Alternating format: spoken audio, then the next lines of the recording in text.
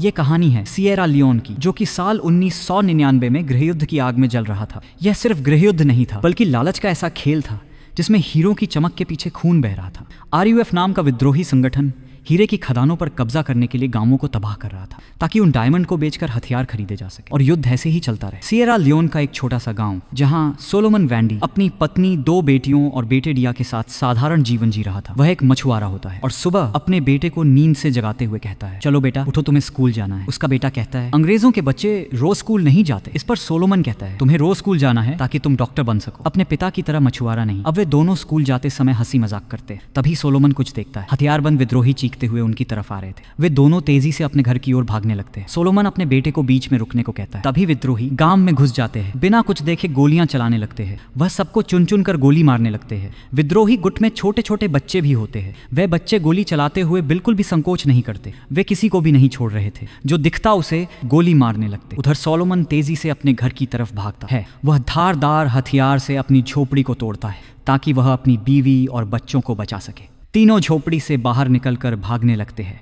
तभी कुछ विद्रोही सोलोमन को पकड़ लेते। वह चिल्लाता है, डिया सबको लेकर यहाँ से भागो। अब गोलीबारी कम हो चुकी थी और पकड़े गए लोगों को एक लाइन में खड़ा किया जाता है। फिर भी जो भागने की कोशिश करते उन्हें गोली मार दी जाती है। जो भी उनका कहना नहीं मान रहा था उसके हाथ काट दिए जाते हैं। फिर सोलोमन की बारी आती है। उसके हाथ काटने ही वाले होते हैं। तभी विद्रोही कमांडर रुकने हो कहता है। वह कहता है, इसको देखो, ताकतवर लगता है, ये खदानों में हमारे लिए काम कर सकता है, इसे ट्रक में डालो। अब सोलोमन को हीरे की खदान में झोंक दिया गया था, जहाँ कीचड़ में मजदूरों से दिन रात खुदाई करवाई जा रही थी। तभी एक मजदूर को हीरा मिलता है। वह चुपके से उसे अपने मुंह के अंदर छुपा लेता है। ये सब पहरेदार देख लेता है। वह उसके पास आता है और कहता है, लाओ मुझे दो। हीरा मिलते ही उस मजदूर को गोली मार दी जाती है। वे सब फिर से हीरा ढूंढने में लग जाते हैं। तभी सोलोमन को एक गुलाबी हीरा मिलता है। वह उसे ध्यान से देखता है और मौका मिलते ही अपने पैर की उंगलियों के बीच छुपा लेता है। फिर वह गार्ड को पेशाब जाने का बहाना बनाता है। वह पेशाब करने जा रहा होता है। तभी कमांडर उसे पकड़ लेता है और सब तरीके से उसकी चेकिंग करता है। सोलोमन के पास कुछ नहीं मिलता और वह उसे जाने देता है। सोलोमन हीरे को निकालता है और उसे गड्ढे में गाड़ने ही वाला होता है। तभी कमांडर उसे देख लेता है और कहता है, हीरा मुझे दो। इतने में गवर्नमेंट आर्मी वहां आ जाती है और बम फेंकने लगते हैं। तभी सोलोमन के सामने एक बम फूटता है जिसमें कमांडर बुरी तरह घायल हो जाता है। सोलोमन हथियार उठाता है और हाथ पैरों के बल तेजी से आगे बढ़ता है। फिर वह एक गड्ढा करता है और हीरा उसमें छिपा लेता है। तभी आर्मी वहां पर आ जाती है। वह डर के मारे चिल्लाकर कहता है, नहीं, मैं विद्रोही नहीं हूँ। लेकिन वे उसे पकड़ लेते हैं। अब हमें जेल का दृश्य दिखाया जाता है, जहां पर डैनी आर्चर नाम का आदमी जेल में बंद रहता है। वह जिम्बाब्वे का पूर्व सैनिक और हीरो का तस्कर था। वह डायमंड की इल्लीगल डील करते हुए पकड़ा गया था। सोलोमन और मैडी एक ही जेल में होते हैं। घायल कमांडर सोलोमन को देखकर कहता है, तुमने क्या किया उसका? कहाँ है वो गुलाबी रंग का हीरा? मैंने अपनी पूरी जिंदगी में इतना बड़ा हीरा कभी नहीं देखा। सोलोमन गुस्से में कमांडर से कहता है, मैं तुम्हें नहीं जानता, और अपने कपड़े उतार कर कहता है, ये देखो कहाँ है मेरे पास हीरा। डैनी उनकी सारी बातें ध्यान से सुन रहा था। फिर कमांडर गुस्से में सोलोमन को चेतावनी देता है, मुझे तुम्हारा नाम पता है और तुम्हारी फैमिली के बारे में भी, मैं उन्हें ढूंढ लूंगा। अब कुछ समय बाद डैनी रिहा हो जाता है। लंदन की सड़कों पर चलते हुए अपने दोस्त से कहता है, जेल में एक मछुआरा बंद है, उसके पास गुलाबी रंग का हीरा है, कैसे भी करके उसे जेल से रिहा करो। कुछ समय बाद सोलोमन भी जेल से रिहा हो जाता है और जेल के बाहर डैनी का दोस्त उसे कुछ पैसे देकर वहां से चला जाता है। सोलोमन को कुछ समझ में नहीं आता और वह पैसे जेब में रख लेता है। अब उधर सोलोमन की फैमिली एक बागान में काम कर रही होती है। तभी कुछ विद्रोही वहां आ जाते हैं और वह सोलोमन के बेटे को जबरदस्ती खींचकर अपने साथ लेकर चले जाते हैं। सोलोमन खोए हुए लोगों की सरकारी लिस्ट में अपनी फैमिली का नाम ढूंढता है, लेकिन उसे वहां उनका नाम नहीं मिलता। वह मायूस होकर वहां से चला जाता है। अब फिल्म आगे बढ़ती है और डैनी सोलोमन तक पहुंचता है और उसे हीरे के बारे में पूछता है। सोलोमन उसकी बात को इग्नोर कर देता है। डैनी कहता है, गुलाबी रंग का है, हाँ, इतना बड़ा कि पहले कभी नहीं देखा। अगर ये सब झूठ है तो वो बागी कमांडर जिसकी आंखों में पट्टी लगी हुई थी, वह ऐसी मनगढ़ंत कहानी क्यों बनाएगा? सोलोमन जवाब देता है, जाओ उसी से जाकर पूछो। इतना कहते ही वह बस में बैठ जाता है। उधर सोलोमन का बेटा उन बागी विद्रोहियों के कब्जे में था। वह उन्हें पीटने लगते हैं और कहते हैं, अब तुम्हारे माँ बाप जिंदा नहीं है, अब हम ही तुम्हारा परिवार है, चलो यहाँ से। अब उन सभी नए लड़कों को पूरी तरह से तैयार किया जाता है। उन्हें विद्रोही बनने के लिए मजबूर किया जाता है और उनका इस तरह से ब्रेन वॉश किया जाता है कि उनके आगे कोई भी आए, बिना दया किए उसे गोली मार दो। उन्हें पूरी तरह से सरकार के खिलाफ कर दिया जाता है। उन्हें नशीली दवाइयाँ खिलाई जाती है और उनके हाथ में बंदूक पकड़ा दी जाती है। उन सभी को एक खूंखार बागी की तरह तैयार कर लिया जाता है। अब अगले दिन डैनी फिर से सोलोमन के पास आता है और कहता है, अब ये मत सोचना तुम उस हीरे को खुद बेचने की कोशिश करोगे, तुम उसे खुद नहीं बेच पाओगे, तुम्हें तो उसकी कीमत भी नहीं पता, और अगर वह हीरा तुम्हारे पास रहा तो धीरे धीरे सबको पता चल जाएगा, जिससे तुम्हारी जान को भी खतरा हो सकता है। लेकिन सोलोमन उसे साफ साफ मना कर देता है कि उसके पास कोई हीरा नहीं है। फिर डैनी कहता है, मैं तुम्हें तुम्हारी फैमिली तक पहुंचा सकता हूँ, मैं गोरे लोगों को जानता हूँ, मैं उनसे मदद लूंगा। इतने में विद्रोहियों की गाड़ी वहां आ जाती है। वे दोनों भागने लगते हैं। भागते हुए डैनी पूछता है, तुम्हारा परिवार मिलने के बाद हम दोनों उस डायमंड की कमाई को बांट लेंगे। जिसके बाद सोलोमन उसकी बात मान लेता है। विद्रोही वहां उत्पात मचा देते हैं। वह अंधाधुंध गोलियां चलाने लगते हैं। कई लोग मौके पर ही मर जाते हैं। उधर सोलोमन और डैनी बचते बचाते वहां से निकलने लगते हैं और किसी तरह वे एक कमरे में घुस जाते हैं जहां पहले से ही बहुत सारे लोग छुपे हुए रहते हैं। रात में वे बाहर निकलते हैं और देखते हैं हर तरफ विद्रोहियों ने कब्जा कर रखा था। दोनों वहां से निकल जाते हैं। अब यहीं से उनकी साझा यात्रा शुरू होती है, एक ऐसे हीरे की तलाश जिसकी कीमत सिर्फ दौलत नहीं बल्कि खून से चुकाई गई थी। मूवी में आगे बढ़ने से पहले आप सभी से छोटी सी रिक्वेस्ट है, प्लीज इस चैनल को सब्सक्राइब कर देना और वीडियो को लाइक और कमेंट कर देना ताकि ऐसी ही इंटरेस्टिंग वीडियो हम आपके लिए लाते रहे। वे दोनों रिफ्यूजी कैंप में जाते हैं जहां पर डैनी को उसकी एक जर्नलिस्ट दोस्त मिलती है जिसका नाम मैडी होता है। वह उसे सोलोमन की मदद करने को कहता है और कहता है सोलोमन के परिवार को ढूंढने में हमारी मदद करो। अब वे लोग हेलीकॉप्टर से एक और रिफ्यूजी कैंप में जाते हैं। दूर से उस रिफ्यूजी कैंप को देखकर कहते हैं ये दुनिया का सबसे बड़ा रिफ्यूजी कैंप है। 10 लाख लोग ऐसे दिखते हैं। सोलोमन अपने परिवार को ढूंढने लगता है।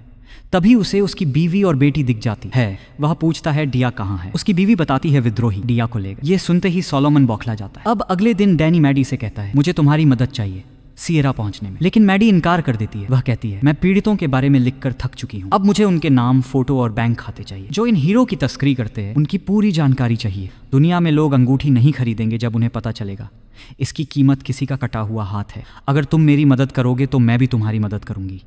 जिसके बाद डैनी उसे सारे डिटेल्स दे देता है कि इसमें कौन कौन शामिल है और हीरे कैसे बॉर्डर तक जाते हैं। बॉर्डर के बाद कस्टम से उन्हें कैसे एंट्री मिलती है। जिसके बाद बिचौलिए उन्हें दुनिया भर के मार्केट में बेचने के लिए एक खुफिया जगह पर रख देते हैं। फिर वह अपनी डायरी दिखाता है जिसमें तस्करों के नाम, बैंक अकाउंट्स और सारी डिटेल्स मौजूद होती है। अब अगले दिन वे दोनों नकली रिपोर्टर बन के प्रेस की बस में बैठ जाते हैं। उनकी गाड़ी वहां से निकलती। सोलोमन और मैडी बातें कर रहे होते। तभी अचानक बस रुकती है।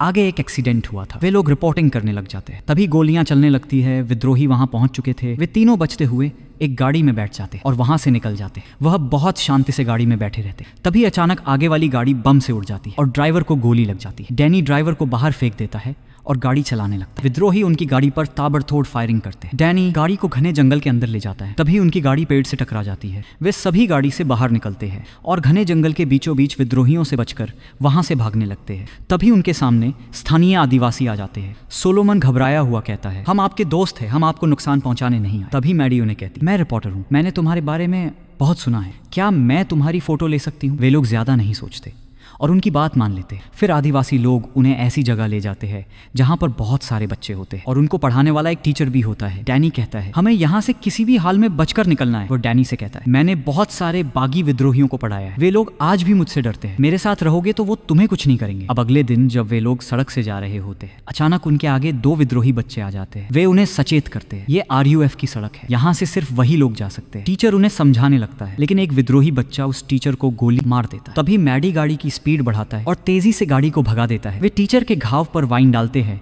ताकि इन्फेक्शन ना फैले और जल्दी से एक आर्मी कैंप तक पहुंच जाते हैं जहां पर उस टीचर को इलाज के लिए ले जाया जाता है। फिर एक फौजी उन्हें बताता है कि सिविलियन को इस देश से बाहर निकाला जा रहा है, चाहे वे कोई भी हो। आज शाम 4 बजे ट्रांसपोर्ट प्लेन यहाँ लैंड करेगा। जिसके बाद डैनी आर्मी के कर्नल से मिलता है। कर्नल उसे हीरे के बारे में पूछता है लेकिन डैनी कुछ भी बताने से मना कर देता है। अब वे दोनों वहां से भागने का प्लान बनाते हैं क्योंकि उन्हें वो हीरा लिए बिना इस देश से बाहर नहीं जाना। फिर डैनी मैडी से कहता है अब आगे सिर्फ मैं और सोलोमन जाएंगे, तुम वापस लंदन लौट जाओ। फिर वे दोनों प्लेन में बैठने के बजाय वहां से भाग जाते हैं। चलते चलते डैनी सोलोमन से उस हीरे के बारे में पूछता है और बातें करते करते आगे बढ़ते हैं। फिर दोनों एक गांव में पहुंच जाते हैं। चारों तरफ तबाही का मंजर था। उन्हें एक आदमी मिलता है। वे उसे खदान का रास्ता पूछते हैं। वह आदमी उन्हें बताता है यहाँ से आगे जाकर 2 रास्ते मिलेंगे, एक रास्ता खदान की तरफ जाता है और एक उन विद्रोहियों के कैंप तक। जिसके बाद वे दोनों आगे बढ़ने लगते हैं। सोलोमन सोचता है हो सकता है उसका बेटा उसी कैंप में हो। वह डैनी से उस कैंप में जाने की जिद करता है। डैनी और उसकी नोकझोंक होती है लेकिन आखिर में डैनी मान जाता है। जिसके बाद वे दोनों रात में चुपके से विद्रोहियों के टेंट पर नजर रखते हैं लेकिन सोलोमन को उसका बेटा नहीं दिखता। वे दोनों वहां से चले जाते हैं। अगले दिन वे उस पुराने हीरे के खदान तक पहुंच जाते हैं। वह दूरबीन से उस खदान को देखते हैं। फिर डैनी सोलोमन से पूछता है